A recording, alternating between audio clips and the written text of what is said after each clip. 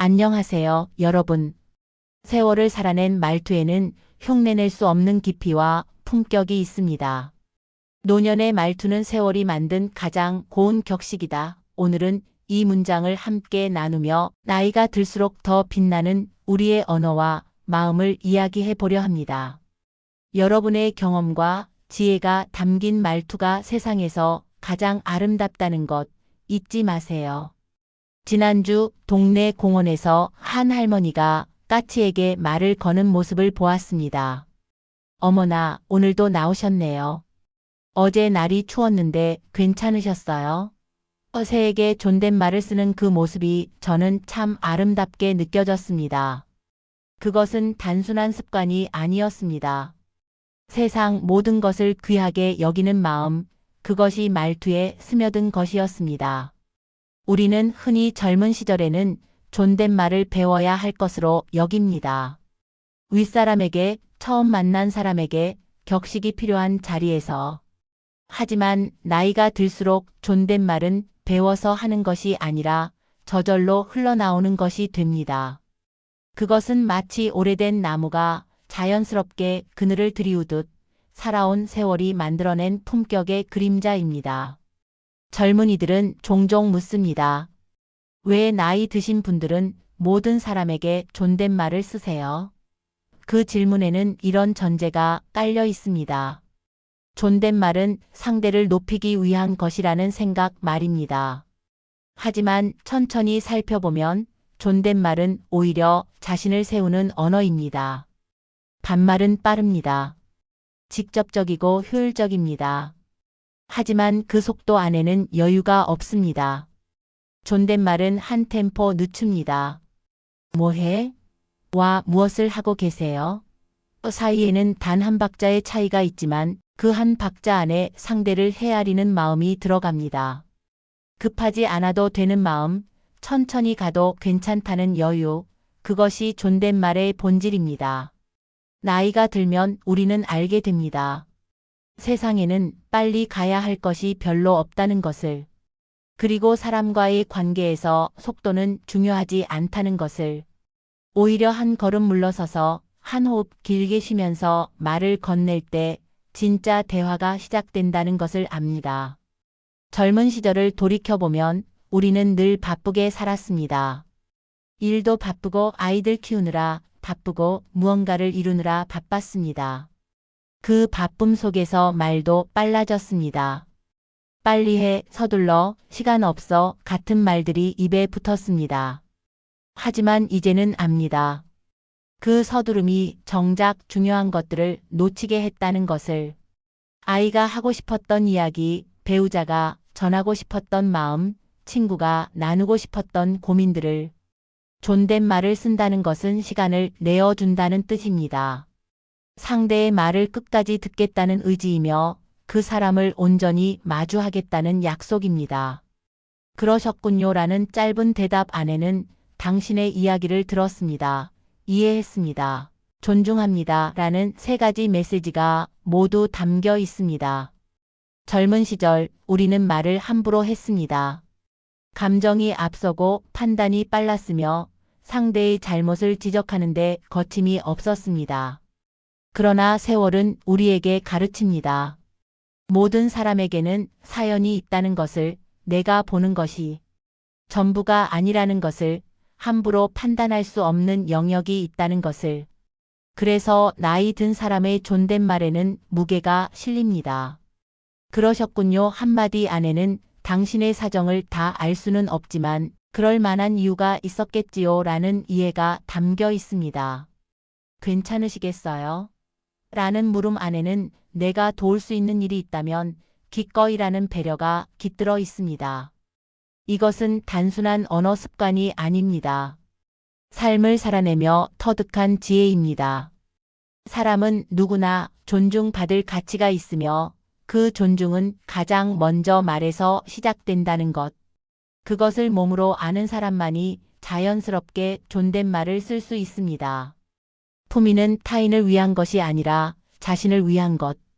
어떤 이들은 말합니다. 나이 들어서까지 그렇게 격식 차릴 필요가 있나요? 편하게 살면 되지. 하지만 품위는 불편한 것이 아닙니다. 품위는 자신을 지키는 방식입니다. 우리가 존댓말을 쓰는 것은 상대를 기쁘게 하기 위해서만이 아닙니다. 우리 자신의 인격을 지키기 위해서입니다. 험한 말을 내뱉는 순간 상처받는 것은 상대만이 아니라 나 자신입니다. 거친 말은 내 입에서 나오는 순간 내 안을 먼저 핥히고 지나갑니다. 존댓말은 내 안의 평화를 지키는 언어입니다.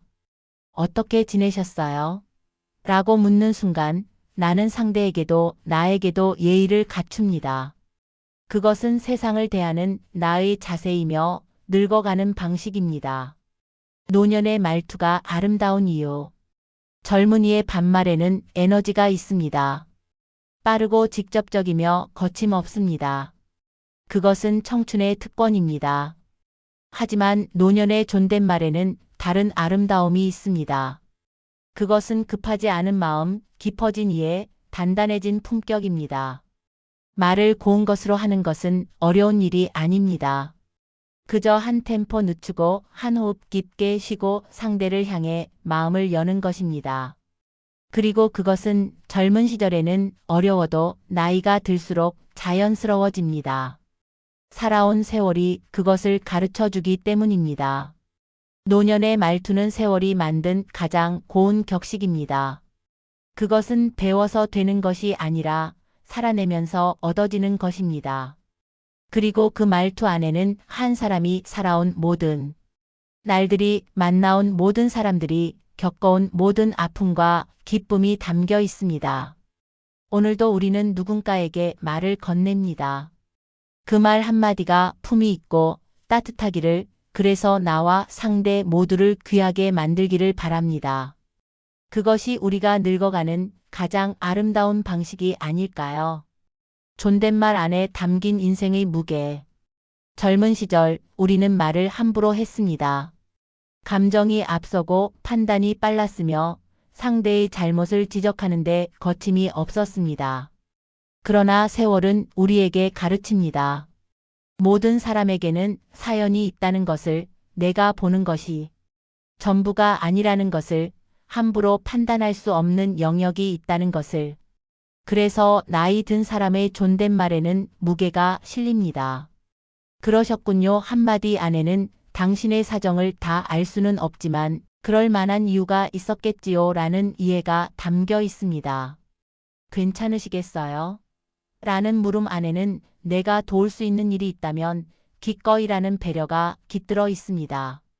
이것은 단순한 언어 습관이 아닙니다. 삶을 살아내며 터득한 지혜입니다.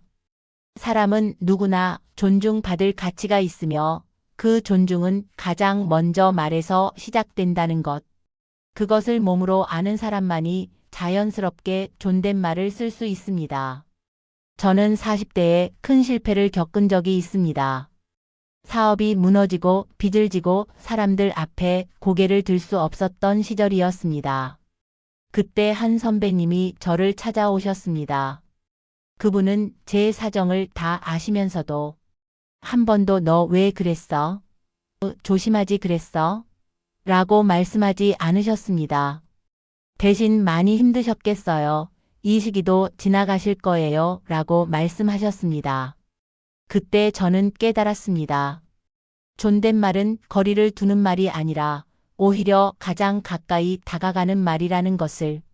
반말로 괜찮아, 다 지나갈 거야 라고 했다면 그것은 위로가 아니라 판단처럼 들렸을 것입니다. 하지만 괜찮으실 거예요 라는 말에는 상대의 고통을 인정하고 그럼에도 희망을 전하는 따뜻함이 있었습니다. 관계를 지키는 가장 고운 울타리. 오래 사는 것의 축복 중 하나는 관계가 깊어진다는 것입니다. 하지만 동시에 관계를 잇는 아픔도 많이 겪게 됩니다. 그 과정에서 우리는 깨닫습니다. 관계는 가까울수록 더 조심스러워야 한다는 것을. 가장 가까운 사이일수록 말은 함부로 나오기 쉽습니다. 오랜 친구에게, 배우자에게, 심지어 자녀에게도 우리는 종종 반말의 편안함에 기대어 나를 세웁니다. 하지만 진짜 편안함은 격식 없음에서 오는 것이 아니라 서로를 소중히 여기는 마음에서 옵니다. 오늘 기분이 좋아 보이시네요. 와, 너 기분 좋아 보인다는 같은 뜻이지만 다른 울림을 줍니다. 전자에는 상대를 향한 존중이 있고 후자에는 익숙함만이 있습니다. 나이가 들수록 우리는 압니다. 익숙함이 존중을 앗아갈 때 관계는 서서히 무너진다는 것을. 제 친구 중에 50년 가까이 부부로 살아온 분이 계십니다. 지금도 그 부부는 서로에게 존댓말을 씁니다. 오늘 어디 다녀오셨어요? 저녁은 무엇을 드시고 싶으세요? 처음 그 모습을 봤을 때는 어색해 보이기도 했습니다. 하지만 시간이 지나며 알게 되었습니다. 그것이 50년을 함께 살 수 있었던 비결이라는 것을. 부부 사이에도 존댓말을 쓴다는 것은 상대를 매일 새롭게 대한다는 뜻입니다. 내 사람이라는 소유의식 대신 함께하는 사람이라는 동행의식을 갖는다는 의미입니다. 그래서 50년이 지나도 그들의 관계는 무뎌지지 않았고 오히려 더 깊어졌습니다. 자녀와의 관계도 마찬가지입니다. 많은 부모들이 자녀가 성인이 되어도 여전히 반말을 합니다. 너 밥 먹었어? 오늘 뭐 했어? 물론 그것이 나쁜 것은 아닙니다. 하지만 어느 순간부터 자녀에게 존댓말을 쓰기 시작하면 관계가 달라집니다. 자녀는 더 이상 보호받아야 할 어린아이가 아니라 존중받아야 할 성인이 됩니다. 오늘 무슨 일 있으셨어요? 라고 묻는 순간 부모는 자녀의 삶에 대한 존중을 표현합니다. 그리고 자녀는 그 존중 안에서 더 편안하게 자신의 이야기를 풀어놓습니다. 존댓말은 거리를 만드는 것이 아니라 오히려 안전한 거리를 만들어 더 깊은 대화를 가능하게 합니다. 품위는 타인을 위한 것이 아니라 자신을 위한 것. 어떤 이들은 말합니다. 나이 들어서까지 그렇게 격식 차릴 필요가 있나요? 편하게 살면 되지. 하지만 품위는 불편한 것이 아닙니다. 품위는 자신을 지키는 방식입니다. 우리가 존댓말을 쓰는 것은 상대를 기쁘게 하기 위해서만이 아닙니다. 우리 자신의 인격을 지키기 위해서입니다.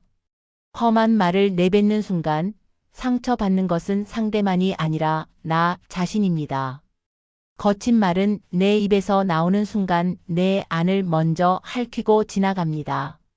존댓말은 내 안의 평화를 지키는 언어입니다.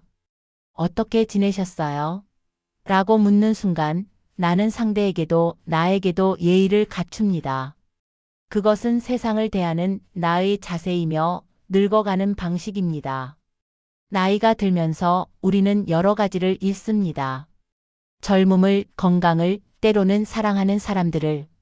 하지만 품위만큼은 잃지 않으려 노력해야 합니다.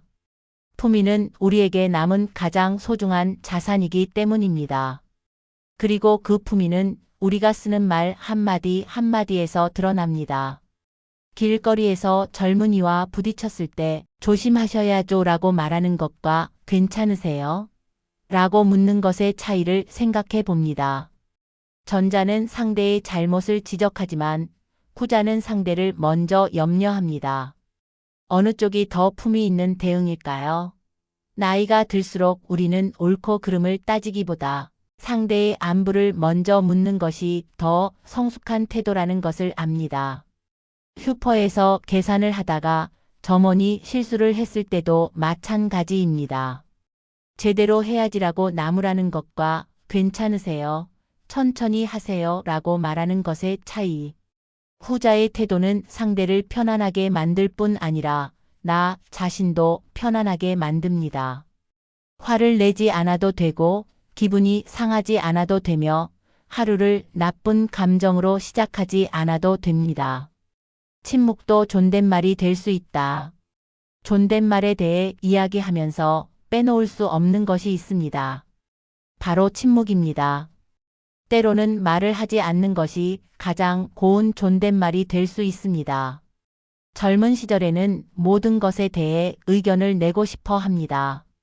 잘못된 것을 보면 바로잡고 싶고 불합리한 것을 보면 지적하고 싶습니다.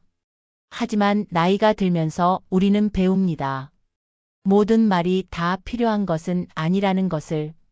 때로는 입을 다무는 것이 더 큰 배려라는 것을. 손자가 엉뚱한 꿈을 이야기할 때 그게 말이 되니? 라고 반박하는 대신 그렇구나라고 들어주는 것. 며느리가 서툰 요리를 대접할 때 이렇게 하는 게 아니야 라고 가르치는 대신 맛있게 먹었어요 라고 말하는 것. 친구가 어리석은 선택을 했다고 생각될 때 내가 뭘 했어 라고 말하는 대신 그저 옆에 있어주는 것. 이런 침묵과 수용의 태도도 넓은 의미에서 존댓말입니다.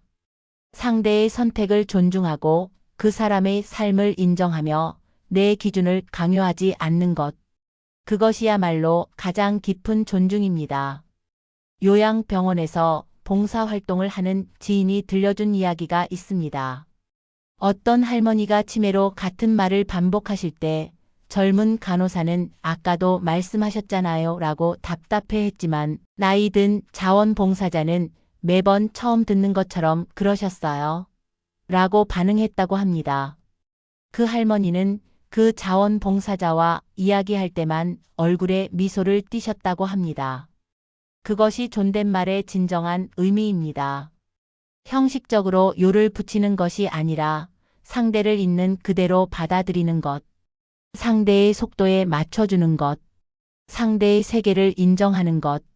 요즘 젊은이들은 존댓말을 잘 쓰지 않는다고 합니다. 회사에서도 학교에서도 심지어 가족 간에도 반말이 일상화되고 있다고 합니다. 어떤 면에서는 효율적이고 평등해 보일 수 있습니다. 하지만 동시에 무언가를 잃어가고 있는 것은 아닐까요? 관계의 깊이를, 대화의 품위를, 서로를 향한 배려를. 우리 세대가 할 수 있는 일 중 하나는 존댓말의 아름다움을 다음 세대에게 보여주는 것입니다. 강요하거나 가르치는 것이 아니라 우리 스스로 존댓말을 아름답게 사용함으로써. 그래서 젊은이들이 나도 나이 들면 저렇게 말하고 싶다고 생각할 수 있도록. 병상에서도 지켜지는 품위. 몇 년 전 병원에 입원한 적이 있습니다. 통증이 심한 날들이었는데 병상의 할아버지는 간호사가 올 때마다 고맙습니다. 수고하십니다. 라고 말씀하셨습니다. 아픈 몸으로도 존댓말을 잊지 않으시는 모습이 인상적이었습니다. 어느 날 그 할아버지께 여쭤봤습니다. 아프신데도 어떻게 그렇게 정중하게 말씀하실 수 있으세요? 할아버지는 웃으시며 말씀하셨습니다. 아프다고 말버릇까지 아파질 필요는 없지. 예의 바르게 말하면 간호사들도 기분 좋게 일하고 나도 더 좋은 대접을 받게 되고 다들 좋은 거 아닌가. 그 말씀이 오래 기억에 남았습니다. 존댓말은 상황이 좋을 때만 쓰는 것이 아니라는 것. 오히려 힘들고 어려울 때 더 중요하다는 것. 그것이 나를 지키고 관계를 지키며 품위를 지키는 방법이라는 것을. 생의 마지막 순간까지도 존댓말을 지킬 수 있다면 그것은 한 사람이 평생 쌓아온 품격의 완성입니다. 돈이나 명예나 권력은 죽음 앞에서 무의미해지지만 품위는 마지막까지 우리와 함께합니다. 노년의 말투가 아름다운 이유. 젊은이의 반말에는 에너지가 있습니다. 빠르고 직접적이며 거침없습니다. 그것은 청춘의 특권입니다. 하지만 노년의 존댓말에는 다른 아름다움이 있습니다. 그것은 급하지 않은 마음, 깊어진 이해, 단단해진 품격입니다. 말을 고운 것으로 하는 것은 어려운 일이 아닙니다. 그저 한 템포 늦추고 한 호흡 깊게 쉬고 상대를 향해 마음을 여는 것입니다. 그리고 그것은 젊은 시절에는 어려워도 나이가 들수록 자연스러워집니다. 살아온 세월이 그것을 가르쳐 주기 때문입니다. 노년의 말투는 세월이 만든 가장 고운 격식입니다. 그것은 배워서 되는 것이 아니라 살아내면서 얻어지는 것입니다. 그리고 그 말투 안에는 한 사람이 살아온 모든 날들이 만나온 모든 사람들이 겪어온 모든 아픔과 기쁨이 담겨 있습니다. 오늘부터 시작하는 존댓말의 실천. 그렇다면 우리는 어떻게 존댓말을 더 아름답게 사용할 수 있을까요? 몇 가지 작은 실천을 제안해 봅니다. 첫째, 가장 가까운 사람부터 시작해 보는 것입니다. 배우자에게, 오랜 친구에게, 다 큰 자녀에게. 처음에는 어색할 수 있습니다. 하지만 한두 번 시도하다 보면 관계가 새로워지는 것을 느낄 수 있습니다. 오늘 기분이 어떠세요? 라는 한마디가 수십 년 함께한 부부 사이에 새로운 설렘을 가져올 수도 있습니다. 둘째, 나보다 어린 사람에게도 존댓말을 사용해 보는 것입니다. 카페 직원에게, 택배 기사에게, 버스 기사에게. 감사합니다. 수고하세요는 기본이고 오늘 날씨가 춥던데 괜찮으세요? 많이 바쁘시죠? 같은 말 한마디를 더해보는 것입니다. 그 한마디가 누군가의 하루를 밝게 만들 수 있습니다. 셋째, 화가 날 때도 존댓말을 유지하는 연습을 하는 것입니다. 이것이 가장 어렵지만 가장 중요한 연습입니다. 기분이 좋을 때 예의 바른 것은 당연합니다. 하지만 화가 나고 짜증이 날 때도 존댓말을 지킬 수 있다면 그것이 진짜 품격입니다. 왜 그래? 가 아니라 무슨 일이세요? 라고 물을 수 있다면 갈등의 많은 부분을 예방할 수 있습니다. 넷째, 침묵도 존중의 표현임을 기억하는 것입니다. 굳이 할 필요 없는 말, 상대를 불편하게 할 말, 관계에 도움이 되지 않는 말은 직에 속하지 않는 것. 말을 아끼는 것도 존댓말의 일부입니다. 존댓말이 만드는 노년의 풍경. 존댓말을 잘 쓰는 노인들이 모인 곳의 풍경을 상상해 봅니다. 경로당에서, 공원 벤치에서, 문화센터에서. 오늘 컨디션이 어떠세요? 그림 정말 잘 그리시네요. 말씀 감사합니다. 같은 대화들이 오가는 곳. 그런 곳의 분위기는 다릅니다. 서로를 존중하는 말들이 오가는 공간은 누구도 소외되지 않고 누구도 무시당하지 않으며 모두가 편안하게 자신을 표현할 수 있는 곳입니다. 존댓말은 이렇게 공동체를 만듭니다. 서로를 배려하고 서로를 인정하며 함께 나이 들어가는 공동체를. 반대로 생각해 봅니다. 반말과 무례함이 난무하는 노년의 공간은 어떨까요? 서로를 깎아내리고 자존심 싸움을 하고 불편한 기류가 흐르는 곳. 같은 나이대, 같은 처지의 사람들이 모였는데도 불구하고 편안하지 않고 가고 싶지 않은 곳. 말 하나가 이렇게 큰 차이를 만듭니다. 우리가 만들어가고 싶은 노년은 어떤 모습일까요? 서로를 존중하고 서로의 말에 귀 기울이며 서로에게 따뜻한 말을 건네는 노년. 그것은 거창한 복지 정책이나 시설로 만들어지는 것이 아니라 우리 각자의 말 한마디, 태도 하나하나로 만들어집니다. 손주에게 물려줄 가장 아름다운 유산. 물질적 유산도 중요하지만 진짜 소중한 유산은 품격입니다. 손주들이 할아버지, 할머니를 기억할 때 우리 할머니는 누구에게나 존댓말을 쓰셨어. 할아버지는 화가 나도 절대 욕을 하지 않으셨어라고 기억한다면 그것이야말로 가장 값진 유산이 아닐까요? 아이들은 부모의 말이 아니라 행동을 보고 배웁니다. 손주들도 마찬가지입니다. 우리가 존댓말을 쓰는 모습을 보고 그들도 자연스럽게 배웁니다. 우리가 배우자를 존중하는 모습을 보고 그들도 사랑하는 사람을 대하는 법을 배웁니다. 우리가 낯선 사람에게도 친절한 모습을 보고 그들도 세상을 대하는 태도를 배웁니다. 젊은 부모들이 아이에게 할머니한테 인사드려라고 가르치는 것보다 더 강력한 교육은 할머니가 손주에게 먼저 오늘 유치원에서 뭐 하셨어요? 라고 묻는 것입니다. 아이는 그 순간 자신이 존중받는다는 것을 느낍니다. 그리고 그 경험이 아이의 인격 형성에 깊은 영향을 미칩니다. 인생의 후반부를 살아가는 우리에게 말은 단순한 의사소통 도구가 아닙니다.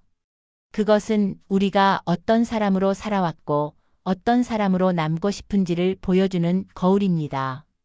존댓말을 쓴다고 해서 우리가 더 약해지는 것이 아닙니다. 오히려 더 강해집니다.